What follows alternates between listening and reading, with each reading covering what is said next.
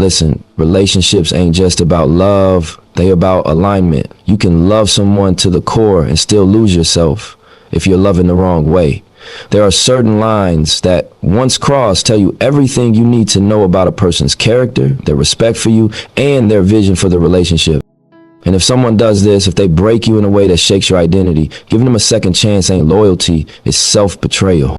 Today, I'm breaking down 5 things that should never get a second chance, not because you're cold, but because you finally learned what your soul deserves. Trust is one of those things people talk about like it's simple, but in reality, it's the foundation that holds everything together.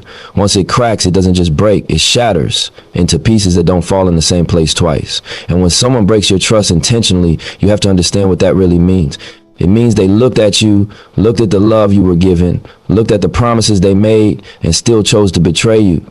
That's not an accident. That's not a moment of weakness. That's a conscious decision rooted in disrespect. People love to hide behind excuses, but betrayal doesn't slip out of someone's hands like a plate falling from a shelf. They walked to the edge, looked down, and still pushed the whole thing off. I've seen what blind forgiveness does to a person. I knew a man who kept giving his partner chance after she cheated. He wasn't weak. He just loved her so much that he thought love could fix what loyalty couldn't. But every time he forgave her, she didn't come back humbled. She came back more calculated. Instead of choosing faithfulness, she chose to elevate her tactics. She got better at covering her tracks, better at creating alibis, better at hiding conversations and deleting evidence. She didn't become a better partner. She became a better liar. And he didn't get stronger through the pain. He just got more numb to it. That's what people don't understand. When you give someone a second chance after they intentionally break your trust, you're not building the relationship back up. You're teaching them what you're willing to tolerate. You're showing them what they can get away with. And trust me, once someone realizes you'll accept less than you deserve, they'll keep dropping the bar lower just to see how far you'll bend. The truth is, when someone betrays you and then comes back crying, apologizing, swearing they didn't mean it, you have to look past the tears. You have to listen past the shaking voice. You have to see what's underneath all that emotion. Because most of the time, they're not heartbroken because they hurt you. They're heartbroken because they got caught. They sad because the comfort they had with you is now at risk. They scared because the stability you gave them might disappear. They're not apologizing out of guilt. They're apologizing out of fear. And it's dangerous to confuse the two. When someone is truly sorry, you see it in their actions, not their words. You see it in how they look at you differently, how they move differently, how they're willing to do the work, not for you, but for the damage they cause. But someone who broke your trust intentionally rarely comes back with transformation. They come back with tactics. They come back with emotional manipulation, speeches they rehearse, promises they know sound good but hold no weight. They've studied you. They know how you love. They know how your heart works. And they weaponize that softness against you. And because you're human, because you care, you might start doubting yourself instead of them. You start thinking maybe you were too strict. Maybe you shouldn't overreact. Maybe you should understand. But that's how cycles keep going. Because you start giving grace to someone who didn't give any back. You start putting your own pain on hold just to keep the relationship alive. You start healing wounds someone else keeps reopening. You start trying to fix what wasn't broken by you. And in that process, you lose little pieces of yourself, pieces you can't easily get back. People love to say everyone deserves a second chance, but no one wants to talk about context. A second chance is for someone who made a mistake, not someone who made a choice. There's a difference. Mistakes come from weakness. Choices come from intention, and intention is everything. If someone chose another person over you, chose a lie over honesty, chose a moment of thrill over the stability you built, then the second chance you give them isn't generosity, it's self-sacrifice. It's you putting your worth up for negotiation. It's you betting on someone who already showed you their pattern. Patterns don't lie, people do. And if betrayal is in their pattern, loyalty won't suddenly become part of their character just because you forgave them. Forgiveness doesn't change people, accountability does. But most people who betray you aren't interested in accountability. They're interested in comfort, control, and convenience. And you giving them a second chance gives them all three. You deserve someone whose loyalty doesn't switch depending on who's watching. Someone whose honesty isn't conditional. Someone who values your trust like oxygen. Someone who understands that betrayal is a line you don't cross. Not because they fear losing you, but because they respect what you two built. Respect isn't something you beg for, it's something that should be natural in love. When someone intentionally breaks your trust, you owe it to yourself to walk away. Not because you're petty, not because you're unforgiving, but because you're finally choosing peace over pain. You're choosing self-respect over false comfort. You're choosing your future over their patterns. And that choice is the difference between healing and repeating. Never give a second chance to someone who showed you that your heart was optional. Never water a garden where someone keeps poisoning the soil. Never rebuild a bridge someone keeps burning from their side. Because at the end of the day, trust isn't a repair project, it's a responsibility. And if they couldn't handle it the first time, they won't handle it the second. Your loyalty is rare, your heart is valuable, and anyone who plays with that intentionally has already shown you they're not afraid to lose you. So don't be afraid to lose them. Disrespect is one of those things that cuts deeper than most people admit because it attacks something you can't just rebuild overnight.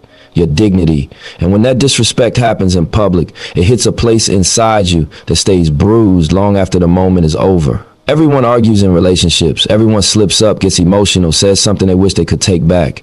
That's part of being human.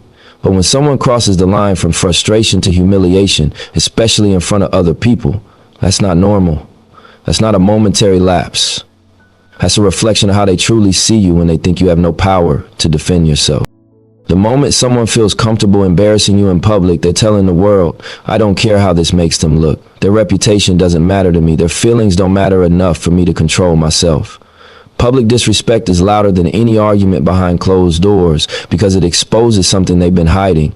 It reveals their true level of respect or lack of it. You can't fake how you treat someone when you think no consequences will follow. In private, people can manipulate, apologize, twist things, make excuses, but in public, that's the raw truth. That's who they are when they're not trying to impress you. I've seen situations where a couple is at a dinner with friends and one partner starts making jokes about the other, jokes that aren't funny, jokes designed to embarrass. They'll laugh it off, but the person being targeted sits there with a frozen smile, pretending it didn't sting.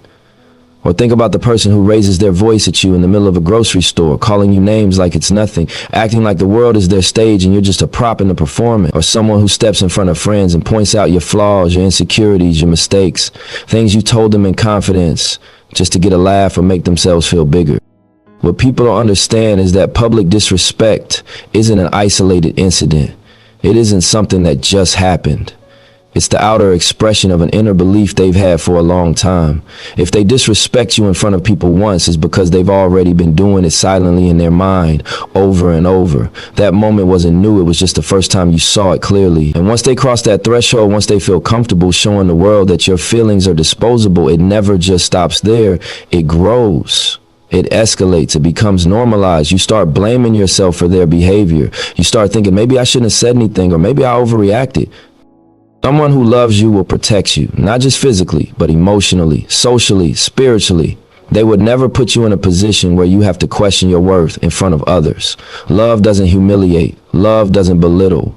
Love doesn't make you the punchline. When a person truly sees value in you, they guard your name the same way they guard their own.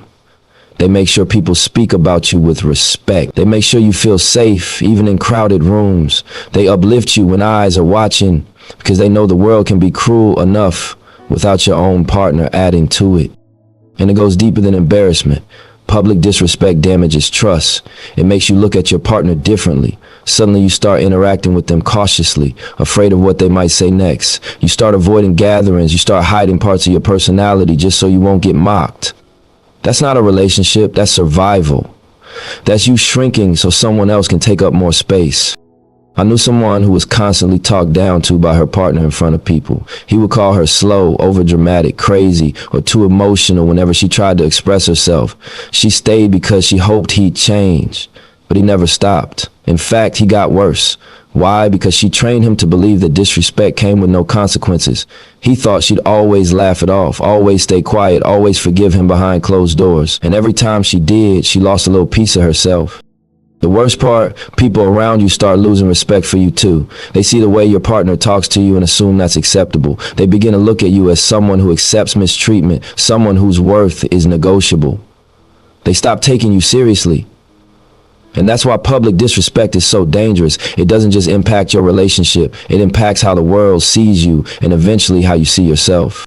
So when someone crosses that line, giving them a second chance usually becomes an invitation for more of the same. You're not teaching them accountability, you're teaching them comfort. You're letting them know that your dignity is worth gambling. You're telling them that humiliating you isn't enough to lose access to you. And once someone knows they can disrespect you without consequence, they rarely stop, because disrespect is a character trait, not a slip-up.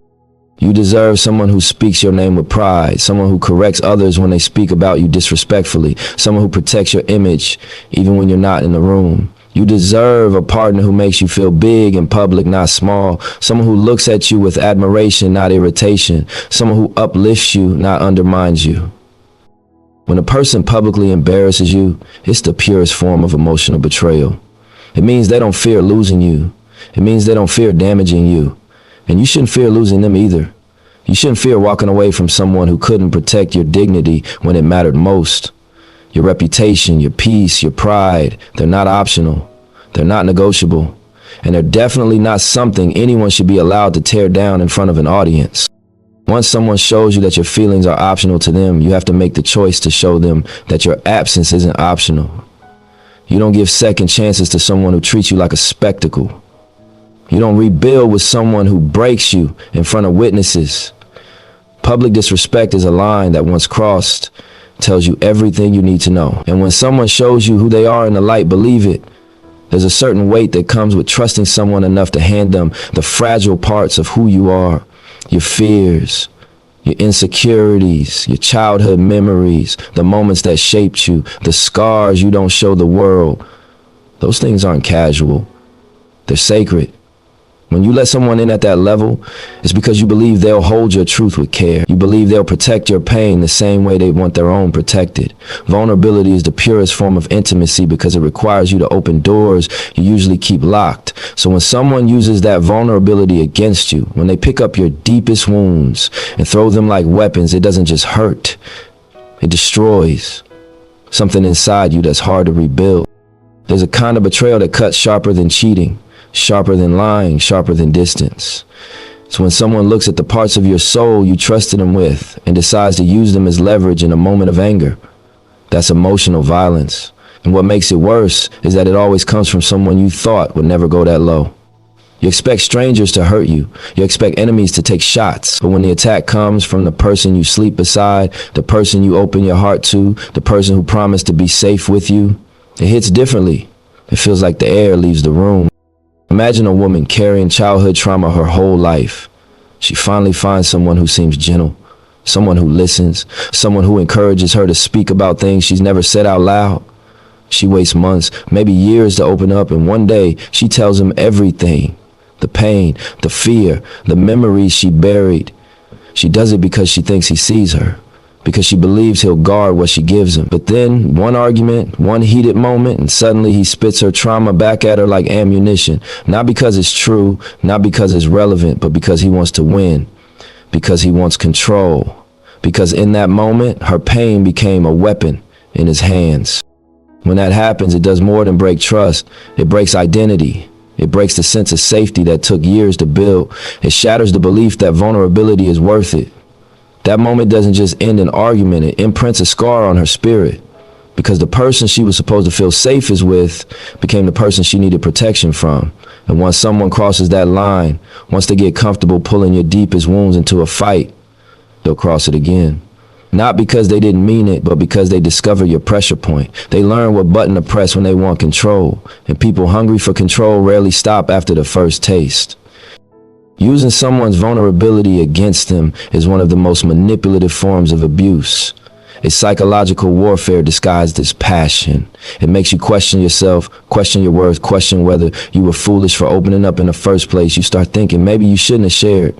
Maybe you shouldn't talk about your past. Maybe you should keep everything bottled up. Because every time you take risk to be real, you end up bleeding from the same place. And that's exactly what emotional manipulators want. They want you to feel like your vulnerability is dangerous. They want you to feel like you can't stand on your own. They want to break your confidence so you become easier to control. And the worst part, they'll apologize after the damage is done. They'll say they were just mad or just frustrated or didn't mean it. But anger doesn't create new information, it only reveals what's already inside. People don't accidentally bring up your past trauma. That's intentional. That's calculated.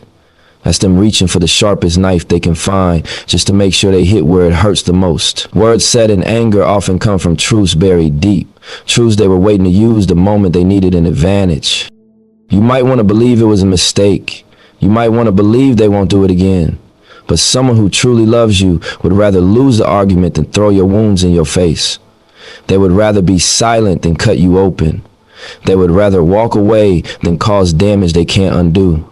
Real love doesn't choose violence. Real love doesn't weaponize the things you whispered in the dark. Real love understands that vulnerability is a gift, not a weakness. When someone uses your secrets against you, they show you exactly who they are. Not the person they pretend to be, not the person they act like around others, but the real version, the one willing to destroy you emotionally if it gives them a sense of power. And once you see that version, you can't unsee it. You deserve a partner who holds your pain with both hands, someone who listens without judgment, someone who treats your vulnerability with respect, not leverage, someone who knows when you open up is because you trust them, not because you're weak, someone who protects the parts of you that others have damaged, someone who never, under any circumstances, throws your past in your face.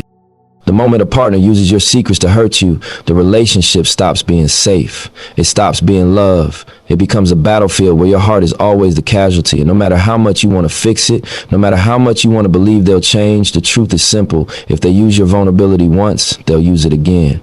Because once they cross that boundary without losing access to you, they'll assume it's an option they can always return to. Never give a second chance to someone who turns your vulnerability into a weapon. Never stay where your truth becomes ammunition.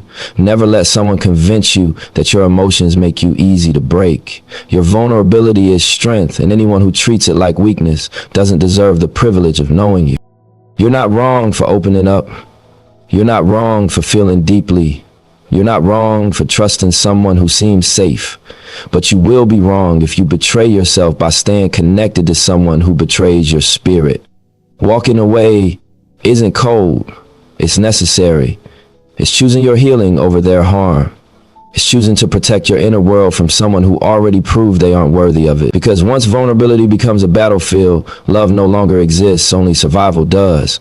There's a kind of heartbreak that doesn't come from arguments, cheating, or betrayal. It comes from silence, from distance, from watching someone who used to move mountains for you suddenly act like climbing a single step is too much. It's a slow fade, the kind you barely notice at first because you're too busy holding on to the memory of how things used to feel. But that's the thing. Effort is loud when it's present, and its absence is even louder. In the beginning, everything is exciting. They calling you every morning, checking in just to hear your voice. They're asking about your day, your dreams, your fears, your likes, your dislikes. They're showing up early, planning dates, surprising you, reminding you that you matter. They make you feel like the center of their world. And it feels good, so good that you start believing it's permanent. You start thinking this is the standard they'll maintain because this must be who they truly are. But then something shifts. Slowly at first, a missed call, a forgotten date, a lack of interest. You brush it off, thinking they're busy or stressed or tired. You give them grace because that's what love does. But then it happens again and again and again. Suddenly, the person who used to prioritize you now treats you like an option. Someone who once couldn't go a day without hearing from you now goes hours without even acknowledging you. Someone who planned thoughtful dates now acts like spending time together is a chore. Someone who showed effort at every turn now gives you excuses instead of energy. This is where many people get confused. They think the love is fading. They think something's wrong with them. They think they need to change, work harder, try more, give more affection, more patience, more understanding. But the truth is, the love didn't vanish, the effort did. And effort is the real indicator of commitment. Anyone can love you during the honeymoon phase. Anyone can love you when everything is new and fresh and exciting, but the real test is consistency. The real test is who they are when the chase ends. A partner who only shows up during the beginning isn't in love with you, they're in love with the idea of winning you. And once they feel like they have you, once they think the relationship is secure, they stop trying, they get comfortable. They assume you're not going anywhere, and comfort, when combined with selfishness, becomes the graveyard of relationships. Because love doesn't die from hateful words or explosive arguments. It dies from neglect, from lack of effort, from someone forgetting that relationships require maintenance, not just momentum. Think about it. Effort is the oxygen of connection. You can't breathe without oxygen, and a relationship can't grow without effort. You can't expect a flame to stay lit if no one tends to it. And you can't expect love to stay strong if one person stops feeding it. I've seen people stay in relationships where they're doing all the work. They're planning every date. They're initiating every conversation. They're carrying the emotional load. They're giving and giving and giving without ever being poured into. And they call it loyalty, but really it's self-abandonment disguised as commitment. You don't win anything by loving someone harder than they're willing to love you back. You don't get a medal for staying loyal to someone who stopped showing up the moment they felt secure. If someone stops putting effort into you after they get you, they're revealing their truth. They're showing you what their version of commitment really looks like. And you have to pay attention. You have to listen to the silence. You have to observe the shift. Because feelings can lie, but patterns don't. A person who values you never stops trying. They don't get comfortable. They don't stop asking how your day was. They don't stop showing up. They don't stop being intentional. They don't stop choosing you. Even on bad days, even when life gets hectic, they still make room for you. Because that's what effort is. It's choosing the relationship even when the excitement fades. It's staying consistent even when the chase is over. But someone who loses effort wasn't in it for the long run. They were in it for the thrill. And once the thrill is gone, they settle into laziness. They let communication die. They let connection fade. They let love suffocate. And you're left trying to revive something they're not even trying to save. You can't resuscitate a relationship alone. You can't breathe life into something the other person let die. And you shouldn't have to. Love is a two-person job. And if one person stops showing up, you're not in a relationship anymore. You're in a heartbreak waiting to happen. Sometimes the saddest part is that you keep holding on to who they used to be. You keep replaying the early days, hoping they'll come back. But the truth is, the version of them you fell for wasn't sustainable. It was temporary. It was performance. It was effort meant to secure you, not effort meant to keep you. When someone stops trying, you start hurting. You start questioning yourself, asking what you did wrong, wondering why they changed. But you didn't do anything wrong. Their lack of consistency is not your responsibility. Their laziness is not your failure. Their shift in energy is not a reflection of your worth. Your worth doesn't decrease because someone stopped appreciating you. Your value doesn't shrink because someone stopped showing up. And your heart doesn't become less deserving just because someone else became less intentional. The worst thing you can do is stay and try to revive something they've already abandoned. You'll end up draining yourself trying to refill someone who refuses to pour anything back.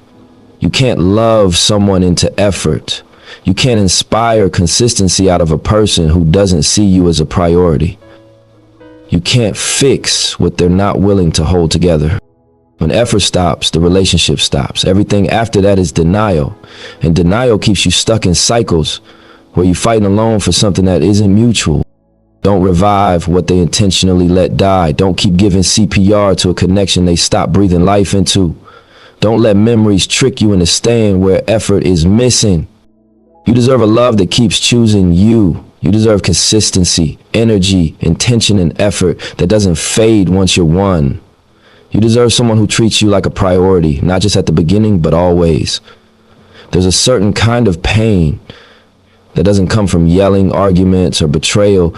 It comes from being told directly or indirectly that wanting to be loved properly makes you a burden, that asking for communication makes you clingy, that expecting honesty makes you dramatic, that needing affection makes you demanding. It's the kind of pain that sneaks up on you slowly because it doesn't attack you all at once. It chips away at you piece by piece until you start questioning yourself instead of questioning the relationship. It starts small. You ask for clarity on something that bothers you, and instead of hearing you out, they roll their eyes. You tell them you don't feel prioritized, and they hit you with you being too emotional. You try to express a need and they throw the blame back at you like you started a war. That's how emotional gaslighting begins, not with explosions, but with quiet dismissals. And eventually you start training yourself to stay silent just to avoid feeling wrong for wanting connection. But here's the truth most people forget when they're in the middle of this kind of situation. Wanting more doesn't make you needy. Wanting more doesn't make you difficult. Wanting more doesn't make you insecure. Wanting more simply means you know what love is supposed to feel like, and you refuse to settle for anything less than mutual respect and genuine effort. The wrong person will make you feel ashamed for having standards because your standards expose their lack of intention. Your desire for consistency reveals their inconsistency. Your desire for honesty reveals their deception. Your desire for communication reveals their avoidance. So instead of rising to meet you, they try to pull you down to a level that feels comfortable for them. A level where they don't have to grow, a level where they don't have to be accountable, a level where they can give the bare minimum and still feel like it should be enough. They make you feel smaller so their shortcomings look bigger. That's the whole game. And once someone gets comfortable making you feel too much, you begin adjusting your identity to fit inside their emotional limitations. You speak less, you ask for less, you become less, you shrink little by little just to maintain the peace. Until one day you wake up and realize the only reason the relationship feels calm is because you've silenced every part of yourself that needed something real. But love without needs is not love. It's fear. The fear of being abandoned, the fear of being judged, the fear of being labeled as difficult, the fear of being alone. And fear will keep you in rooms where your spirit keeps trying to walk out. Healthy love does the opposite. Healthy love expands you. It makes you feel safer when you speak, not smaller. It makes your emotions feel valid, not dramatic. It makes your needs feel welcome, not excessive. When the right person hears you say, I need more communication, they don't shame you. They lean in. When you say, I felt hurt by this, they don't attack you. They listen. When you say, I want us to understand each other better, they don't shut down. They open up. Healthy love doesn't run from emotional responsibility. It embraces it because connection is a team effort. But toxic love convinces you that you're the problem for even bringing up the problem. Toxic love flips the script so they never have to look in the mirror. Toxic love wants the benefits of being with someone without the work required to keep them. Toxic love is comfortable as long as you're uncomfortable. That's why the minute you speak up, they make you feel like you're asking for too much when all you ever wanted was the basics. Respect, time, honesty, consistency, affection, communication, understanding. These are not luxuries. These are not extravagant requests. These are the pillars of a real relationship. And if someone tries to make you feel guilty for needing the fundamentals, they are not your partner. They are your emotional setback. People who truly love you don't make you feel like your existence is overwhelming. They don't make your emotions feel like a threat. They don't weaponize your needs. They don't twist your vulnerability into something embarrassing. They don't make you apologize for wanting stability. Real love doesn't shrink you. Real love stretches both people so the connection grows, not breaks. One of the most painful lessons you learn in life is that not everyone deserves access to your softness. Not everyone deserves the details of your heart. Not everyone deserves the privilege of hearing what hurt you.